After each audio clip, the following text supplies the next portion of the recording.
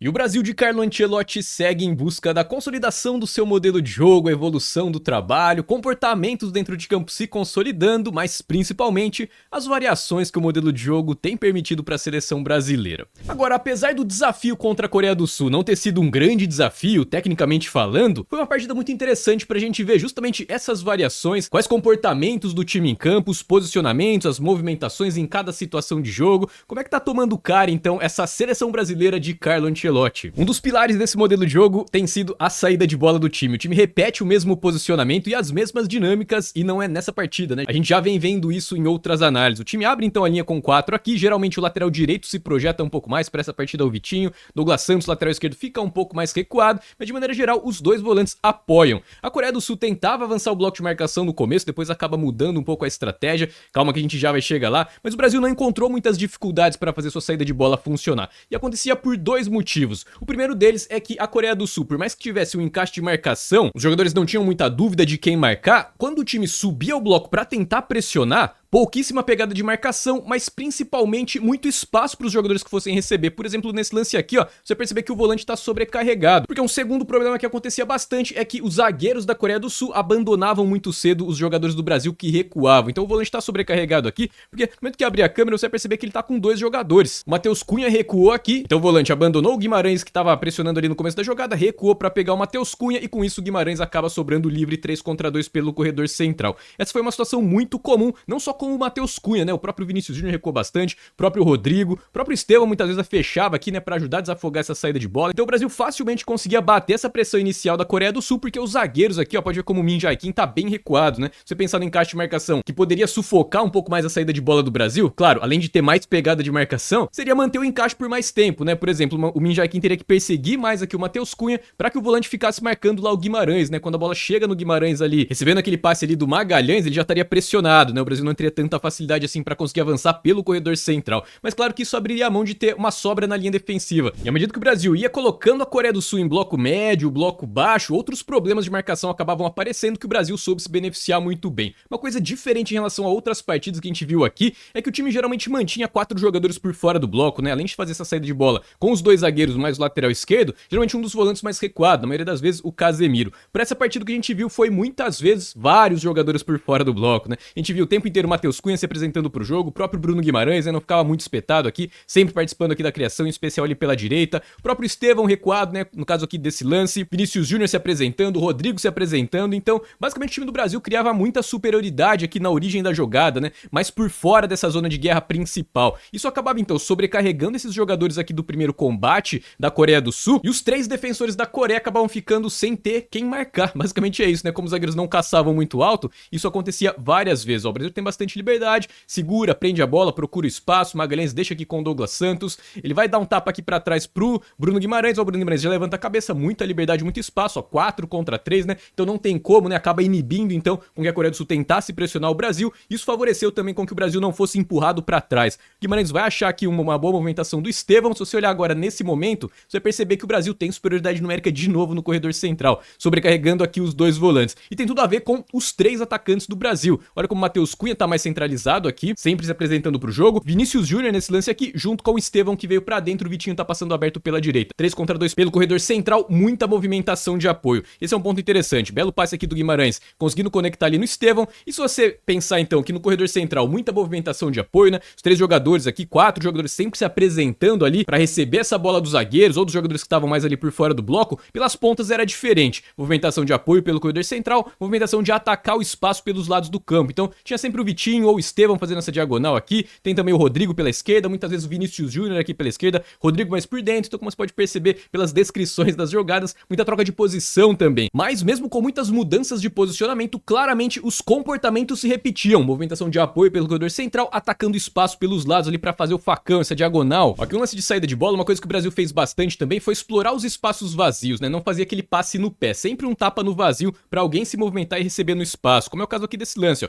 Uma saída de bola que saiu lá da direita, veio aqui pra esquerda, Douglas Santos vai dar um tapa no vazio pro Casemiro desafogar essa saída de bola. De novo, né, o Brasil na mesma organização na saída de bola. Agora o Casemiro dá de letra, mas também no vazio, e perceba os dois atacantes recuando ali, se apresentando pra desafogar a saída de bola, fazendo essa movimentação, né, de fora pra dentro, tanto o Vinícius Júnior aqui pelo corredor central, quanto o Rodrigo aqui pela direita, e vai conseguir desafogar a saída de bola. O Rodrigo vai receber em ótimas condições ali. Nesse momento, o Bruno Guimarães já bateu o marcador dele na corrida, né, conseguiu escapar, e essa seria de fato a melhor decisão para que o Brasil conseguisse criar uma jogada com potencial de perigo altíssimo. Lá pra cima da linha defensiva você vai ter o Estevão, né, em ótimas condições aqui para atacar as costas da defesa. Tem também o Matheus Cunha já escapando aqui do seu marcador, mas principalmente bastante espaço pro Guimarães conduzir essa bola aqui, aquele espaço que tava aparecendo o tempo inteiro. Mas acaba tendo um erro de tomada de decisão aqui, né? O próprio Rodrigo não vai acionar o Guimarães e também ele vai deixar com o Vinícius Júnior, que também não vai dar o tapa ali no Guimarães. Ele fica livre o tempo inteiro aqui com o campo para avançar. O Vinícius Júnior dá um tapa para trás. De qualquer maneira, o Brasil não perde a bola, né? Resiste ali a pressão e vai levar essa bola lá pro outro lado. Eu vou até acelerar aqui um pouquinho o lance pra gente ir direto ao ponto onde importa, que é justamente agora, porque se você olhar no posicionamento estrutural aqui do Brasil, a mesma saída de bola com exceção de um jogador. Mais um atacante recuando, se apresentando aqui, ó. O Vinícius Júnior continuou recuado, né? Apresentando-se atrás da intermediária, inclusive. Isso acaba de novo sobrecarregando aqui o sistema de marcação da Coreia do Sul. Então perceba, a linha defensiva da Coreia do Sul meio que tentava marcar uma disciplina de posicionamento, mantendo a organização, mas o primeiro combate tentava avançar pressionando, né? Tentando encaixar a marcação. Então, basicamente, a Coreia do Sul jogou com dois blocos com comportamentos diferentes, o que gerava aquele grande espaço ali no corredor central e muito espaço entre as linhas. Então perceba, o Brasil não vai ter dificuldade alguma, né, de encontrar aqui o Guimarães livre, 3 contra 2 aqui pelo meio, mas perceba como a perseguição aqui pelo meio também vai parar rápido. Aqui no caso nem era o volante que estava marcando o Vinícius Júnior, é um zagueiro que avançou um pouco mais, mas como eu falei, os zagueiros abandonavam cedo aquela pressão, né, aquela perseguição mais longa. Por isso que ele já tá aqui, ó, recuando, e o Vinícius Júnior vai sair ali completamente livre. E agora, dá uma olhada no tamanho do espaço entre as linhas ali, que a Coreia do Sul acaba entregando para que o Brasil conseguisse desafogar a saída de bola, avançar em campo. Vinícius Júnior toma a decisão certa, arranca com a bola dominada. Olha quantos jogadores da Coreia estão aqui, né, fechando o espaço, mantendo a disciplina de posicionamento, mas marcando ninguém. E o Brasil, de novo, com muita amplitude, né, com 2 jogadores prontos para fazerem as diagonais. Então, esse espaço aqui a Coreia entregava o tempo inteiro pro Brasil, né, na frente da zona de guerra principal, né, na frente do bloco de marcação. E o Brasil sempre colocando 2 jogadores abertos para fazer a diagonal. Nesse lance aqui é o Estevão, que tá lá pela direita, Rodrigo aqui pela esquerda. Essa seria uma boa jogada também, né, um passe na frente pro Rodrigo desenvolver ali a velocidade, ou também uma própria inversão ali com o Estevão, não seria uma tomada de decisão errada, mas o Vinícius Júnior opta por fazer um passe mais tirando a velocidade do lance, né? Então acaba sendo mais nas costas, o Rodrigo se apresenta pro jogo, mas a marcação continua desencaixada, em especial na frente do bloco, ó, 2 jogadores completamente livres, Bruno Guimarães e Matheus Cunha. E aí sim, né? Bruno Guimarães vai acertar mais uma vez, agora sim a diagonal conecta, e o Estevão faz o primeiro gol do Brasil logo cedo, 12 do primeiro tempo. O Brasil mostrou muita disposição coletiva na hora de marcar, muita disciplina de posicionamento, né? Os jogadores muito ligados ali, funcionou muito bem, o time sem a posse de bola, mas tem tudo a ver também com o posicionamento do time e as jogadas que a Coreia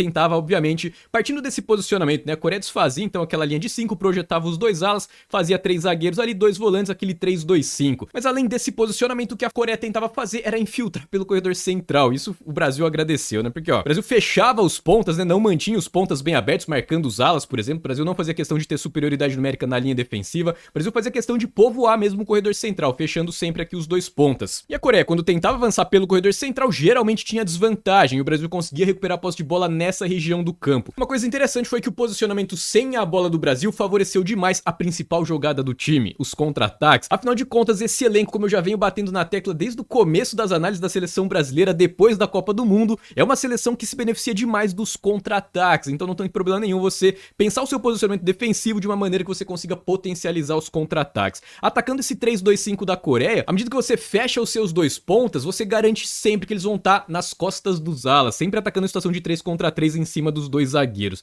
E além de tudo, como você tem esse 4-3-2-1, né, com o Matheus Cunha sempre recuando aqui, fazendo esse papel de armação, desafogando esse contra-ataque, você tem sempre também superioridade numérica pelo corredor central na origem desse cruzamento, desse contra-ataque, aliás. Por quê? Porque dá uma olhada como o volante aqui, ó, ele não vai pressionar o Matheus Cunha. Por quê? Ele tem que fechar o espaço aqui que o Estevão já tá atacando. O Estevão tá nas costas não só do ala, como também do zagueiro. E aqui pela esquerda a gente tem o Rodrigo nas costas do ala. Então uma situação de 3 contra 3 aqui pra cima da linha defensiva e muita liberdade aqui na origem desse contra-ataque. Ó, o Brasil postado no seu desenho defensivo. Aliás, a Coreia do Sul teve até um certo volume de posse de bola ali no seu campo de ataque, né? O time, depois ali na metade do primeiro tempo, começou a conseguir pelo menos avançar em campo, circulava um pouco por fora do bloco e o Brasil começou a ter um outro tipo de ataque. Já vou mostrar o gráfico de efetividade, que esses cenários do Brasil, né, de diferentes momentos do jogo, vai ficar claro. Mas aqui a Coreia vai tentar o quê?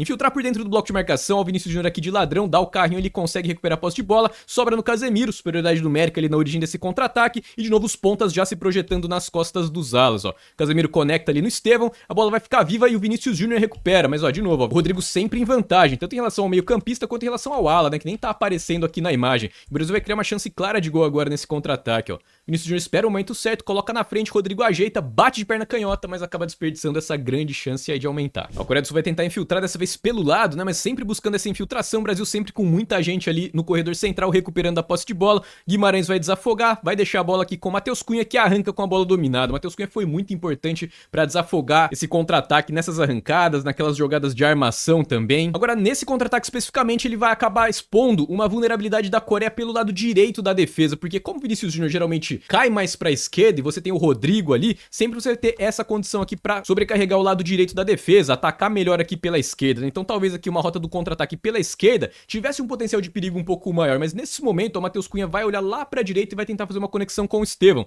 que se receber vai ser pressionado. Um tapa aqui no vazio fatalmente vai colocar o quê? Rodrigo e Vinícius Júnior em situação aqui, ó, de sair praticamente na cara do gol, né, já batendo ali o seu marcador na velocidade. Aliás, o Matheus Cunha nem tenta fazer a conexão, né, ele acaba carregando um pouco demais, sofre a falta aqui nesse contra-ataque. Aqui uma tentativa de jogada de profundidade, né, um lançamento aqui da Coreia, o Brasil recupera a sobra e já vai conectar o contra-ataque. De novo com quem? De novo com ele, né, Matheus Cunha. Só que o fato também dele ser destro, né, dá pra gente entender um pouco a característica do jogador. Ele também vai fazer sempre essa movimentação, né, esse arco aqui, né, trazendo pra perna boa, trazendo pra direita, porque ele vai proteger ali do seu marcador. Então, provavelmente, o Ancelotti deve estar de olho, né, a comissão tá de olho nisso, porque o contra-ataque pela esquerda teria muito mais potencial, mas a maioria dos contra-ataques acabou saindo lá pela direita, onde o Estevão já tinha um jogador pressionando ele, né. A marcação ficava encaixada, mas o Rodrigo sempre escapava do zagueiro direito, né, um zagueiro que acabava se expondo um pouco mais, e a marcação ficava encaixada aqui mais pelo corredor central, mas definitivamente o contra-ataque teria um pouco mais de potencial. Aliás, esse contra-ataque não é um contra-ataque ruim, né? O Estevão consegue achar ali, né? Faz a tabela ali com o Matheus Cunha, ele invade pela direita e faz o cruzamento pro Vinícius Júnior, que até consegue fazer uma finalização, ele ganha o escanteio. Mas claramente, né? Na origem da jogada lá dá pra gente perceber. Uma jogada pela esquerda aqui nesse contra-ataque teria muito mais potencial aqui pra ser muito parecido com aquele que o Rodrigo finalizou na cara do gol. Aproveitar aqui pra gente ver os momentos do jogo, ó, o Brasil foi muito superior, né? Ao time da Coreia, ó, muito mais volume de jogos, jogadas com muito mais potencial de perigo. Parece que a Coreia chegasse ali no campo de ataque em alguns momentos, não levava perigo para a defesa do Brasil. Agora a gente focar aqui apenas nos cenários, né, pegar essa linha do tempo aqui que é dividida pelos tipos de ataque do Brasil, né, o time pode ganhar o jogo em 4 cenários, né, ou ele ganha na saída de bola, ou no ataque posicional, ou na bola parada, ou nos contra-ataques. O Brasil criou grandes jogadas nos 4 cenários. O Brasil começou então construindo muito bem desde a defesa, ó, que é do minuto 0 até o minuto 15, onde consegue o seu primeiro gol, trabalhando desde lá de trás, aproveitando aquele bloco alto desencaixado da Coreia. Depois o time começa a segurar um pouco mais a posse de bola e começa a fazer o que também? Perder mais posses de bola. O time acabou errando muitos ataques posicionais aqui e deu mais posse de bola para a Coreia. Com isso foi exigido mais no seu bloco baixo, onde encontrou a sua maior vantagem na partida, os contra-ataques. E é por isso que a partir do minuto 15 o time passa a ter outra vantagem, né? Muitos contra-ataques aqui com potencial, apesar de não ter feito o seu gol, como a gente viu aqui naqueles lances, vários poderiam ter se desdobrado em jogadas com potencial de perigo um pouco maior, caso a tomada de decisão fosse melhor. O time criou jogadas de potencial de perigo ali em uma jogada de escanteio, né? Uma chance clara de gol. No finalzinho do primeiro tempo o cenário acabou mudando, o Brasil ficou um pouco mais com a bola e conseguiu encontrar outra vantagem, né? No ataque posicional conseguiu conectar 2 boas jogadas. Mas definitivamente a maior vantagem tática para o Brasil nessa partida, em especial no segundo tempo, continuaram sendo os contra-ataques. Até que o ataque posicional do Brasil, ó, tem uma boa dormida aqui, né, no segundo tempo, as construções e a saída de bola. De fato, o Brasil acabou entregando mesmo um pouco mais a posse de bola para a Coreia, ficou mais de olho em fazer esses contra-ataques de transição que nasciam lá na defesa, mas também contra-ataques de pressão alta, empurrar a Coreia para trás ou pressionar desde a saída de bola ali para recuperar e já contra-atacar. Mas vamos dar uma olhada nessa jogada de ataque posicional aqui, ó. Foi bastante interessante e mostra um traço bem marcante aí desse modelo de jogo do Ancelotti. Esse é o momento que o Brasil recupera a posse de bola no campo de ataque. Tenta um ataque, a zaga da Coreia rebate, o Brasil recupera a posse de bola. Mas o que eu quero dizer com isso o Brasil já estava com a posse de bola, mas vamos dizer que a posse de bola comece agora, 39:08. Acho que dá pra você ver o cronômetro aqui do lado, dá pra ver, beleza. Então, o Brasil fica nada menos do que 1 minuto e meio com a posse de bola aqui nesse lance, trocando passe por fora do bloco, a Coreia postada no seu desenho. Vou acelerar aqui um pouquinho o lance só pra gente ir direto aos pontos que importam, porque até esse momento o Brasil circulou, trocou bastante de posição, mas não criou nenhuma vantagem tática pra atacar a Coreia aqui em bloco baixo. Mas olha, ó, 5-4-1 da Coreia, né, aquele 5-2-3 virava esse 5-4-1, os dois atacantes de lado fechavam aqui os lados dos volantes, mas o Brasil mantinha uma organização aqui, né, a saída de bola de 3, os dois volantes e 5 mais espetados por dentro do bloco. Agora, claro, muita mobilidade, né? Muita troca de posição ali, os jogadores não ficavam estáticos nesse 3-2-5 definitivamente. Tanto é que, ó, o Casemiro tá se mandando um pouco mais aqui, ó, Vitinho tá mais aqui por dentro, o Bruno Guimarães vai fechar um pouco mais aqui, enfim. Os jogadores ficavam girando mesmo, troca de posição em especial acontecia muito aqui, né? Vinícius Júnior abrindo, Rodrigo vindo mais pra dentro, mas Matheus Cunha ficava um pouco mais centralizado, né? Hora espetado, hora se apresentando aqui pro jogo. E lá pela direita também a troca Vitinho com Estevão, né? Fazendo essa movimentação aqui, essa troca muito parecida com o que acontecia aqui pelo outro lado do campo. Mas o fato aqui é o seguinte, né? Dá uma olhada na altura da linha defensiva do Brasil. A linha aqui tá à frente da intermediária, então o Brasil atacou muito compactado, muita aproximação ali, o que indica então essa busca por esse jogo mais apoiado, essa troca de passes mais rápidos, mais curta, e principalmente valorizar bastante a posse de bola, em especial quando tá ganhando o jogo. O Brasil ficava longos períodos ali com a posse de bola, porque a Coreia tinha sérias dificuldades de conseguir encaixar a marcação e empurrar o Brasil pra trás, como a gente já viu aqui na análise. No desdobramento desse lance, ó, aqui a gente já tá em 40 e 23, perceba como a organização acaba se mantendo. Quando um jogador se movimenta, ele acaba empurrando o outro, então os jogadores não ficam sobrecarregando muito os mesmos lados do campo. Quando a bola gira, o time volta pra essa organização, em alguns momentos com alguns jogadores de posição trocada. Como é o caso aqui desse lance, inclusive, ó. A gente tem o Rodrigo agora pra dentro, e quem abriu aqui é o Vinícius Júnior, e vai acabar saindo uma situação aqui de 2 contra 1, aliás, de 1 contra 1 aqui pelo lado esquerdo do campo, ó. O Vinícius Júnior domina, vai partir pra cima da marcação, e aí a Coreia acaba entregando de novo aquele espaço à frente do bloco de marcação. Natural, né? Esse 5-4-1 em bloco baixo sempre acaba então fazendo o quê? Uma marcação com duas linhas, o time da Coreia afunda demais e entrega a entrada da área. Dois jogadores vão acabar livres, né? Eu marquei aqui o Casemiro, mas o próprio Rodrigo também vai se apresentar completamente livre ali. E agora sim o Brasil vai conectar uma boa tabela de 3 jogadores, ó. Casemiro serve o Rodrigo, e mesmo com a marcação encaixada, como eu falei, faltava muita pegada de marcação pra Coreia, o Brasil consegue se beneficiar muito bem disso, ó, o Rodrigo puxa pra perna direita, chapa, nem acerta tanto assim no cantinho, né, mas o suficiente pra tirar do goleiro e abrir 2-0 Brasil aos 40 do primeiro tempo. Comecinho do segundo tempo e já logo na primeira saída de bola, o Min Jae Kim acaba entregando a paçoca ali, ó, Estevão não perdoa, puxa pra canhota, chapa e amplia o placar, e no lance seguinte, outro erro de saída de bola, e também tem tudo a ver aqui com o posicionamento do Brasil, né, o Brasil pressiona bem, bastante intensidade, o Bruno Guimarães consegue recuperar a posse de bola, e agora por que o Rodrigo tá completamente livre aqui, né? Se a gente voltar aqui no começo do lance, tem tudo a ver com aquela coisa do ponta marcar mais fechado, né? Então, quando o time recupera a posse de bola, ele vai estar sempre nas costas aqui do ala. E como o zagueiro vai acabar batendo de frente aqui com o Vinícius Júnior, é por isso que lá no desdobramento da jogada a gente vai ter o Rodrigo completamente livre. E o Vinícius Júnior percebe bem, né? Serve, ele faz assistência, o Rodrigo domina, bate de direita e faz o quarto gol do Brasil. Sobre essa pressão alta aqui, eu já vou mostrar um lance pra você que tem uma vulnerabilidade, aliás, é um ponto de alerta, inclusive, né? Por mais que tenha sido um jogo de 5-0 contra a Coreia, esse ponto acabou me chamando bastante atenção, mas só pra deixar registrado que aproveitar o embalo, o quinto gol do Brasil nasce também de um contra-ataque, só que não é um contra-ataque de pressão alta ali, é um contra-ataque de bola parada, uma tentativa aqui de cobrança de escanteio, a bola fica viva, e o ponto que eu queria destacar aqui é o seguinte, olha o Vinícius Júnior onde ele tá, né? Ele ficava mais na sobra aqui no rebote, na entrada da área, quando ele percebe que a zaga vai rebater, ó, confiou bastante aqui no Bento, né, e confiou também bastante na briga pela sobra aqui do Brasil, infelizmente a câmera tá muito fechada, não dá pra ver, mas no momento que a câmera abrir, ó, Paquetá já tinha entrado nesse momento, deixa com o Matheus Cunha, mais uma vez, né, o Matheus Cunha armando os contra-ataques aí do Brasil, já vai dar um tapa no vazio. Agora, dá uma olhada onde já tá o Vinícius Júnior, né, praticamente aqui no meio de campo, lembrando, aqui no começo da jogada ele tava aqui no rebote, até pressionou aqui, né, fez menção de pressionar ali aquela bola de retorno do escanteio da Coreia. E ele que vai sair praticamente lá na cara do gol, estica ali pra perna direita, puxa pra dentro, corta o zagueirão, né? Deixa o zagueirão falando sozinho ali, tira do goleiro e amplia o placar pro Brasil 5-0. A grande questão é a seguinte, essa pressão alta, então, ó, dá uma olhada como o Estevão tá bem fechado aqui, ó, Rodrigo, a gente tem também aqui Vinícius Júnior e Matheus Cunha, né? O ponta da direita, então, bem fechado aqui, um dos volantes caçando um pouco mais alto.